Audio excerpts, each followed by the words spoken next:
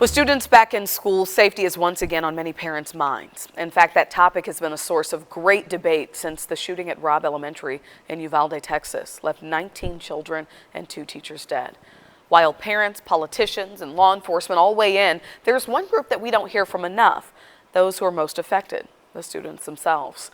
I-Team reporter Caitlin Canute sat down with 5 local students and recent graduates, ages 12 to 23, from across the metro.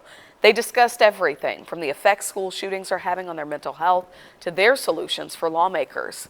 Now, we have to note that all 5 are involved in March for Our Lives. It's a movement aimed at ending gun violence.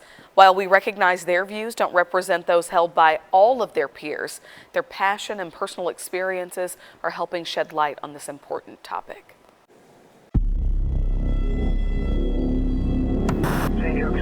From Newtown Call is indicating she thinks there's someone shooting in the building. to Parkland The fire alarm went off and we went to evacuate. to Uvalde, The suspect did act alone. a world with school shootings is all they've ever known. How many of you have been doing active shooter drills since elementary school? Raise of hands. All of you.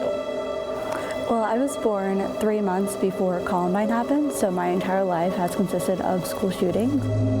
According to the Associated Press, starting with Columbine in 1999 up through Uvalde this past May, we've seen 14 mass shootings in schools, and those are just the big ones, with 4 or more people killed, not including the shooter. In those shootings alone, 169 people have died, most of them children. And it's hard to go to school carefree. Like, it's always somewhere in your head, because if you're going to school, there's always that chance that somebody might come. We started changing our mindset to it's not a matter of if, it could be a matter of when.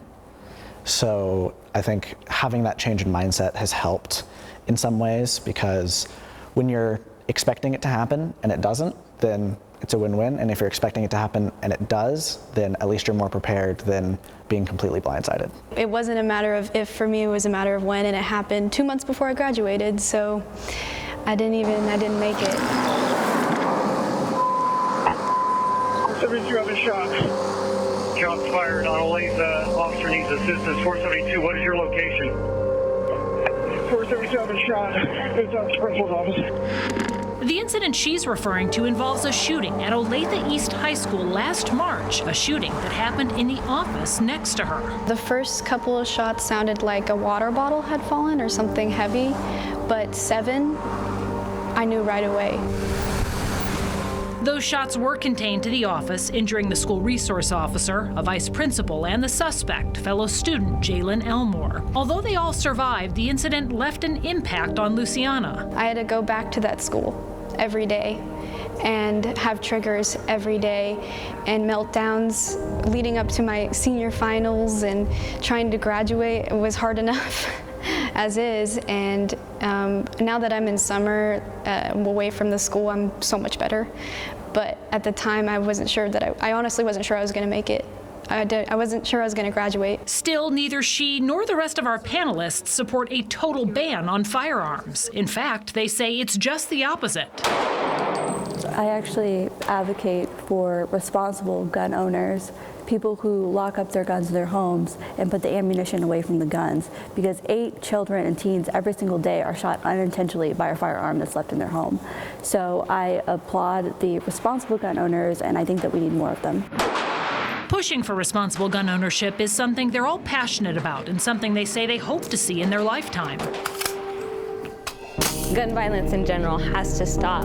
People are losing friends, siblings, daughters, sons. People are losing sisters and brothers, and even moms and dads, and it has to stop. Do you think things can get better? I think, yeah, definitely. I'm really, really excited because this is conversations being started, not just with us, our generation, but with people that are older than us, people that are ignorant to this movement. You know, people kind of just dismiss it because we're young, you know, they don't know what they're talking about, but we know what we're talking about. We've lived through it, and unfortunately, it sucks, it hurts, but we are the ones that are going to those places. We are the ones that are going to go to Congress. We are the ones that are going to become teachers, that are going to become bus drivers. Like, we are the ones that are moving into those places, and I am so excited because we're starting the conversation and it's not going to stop.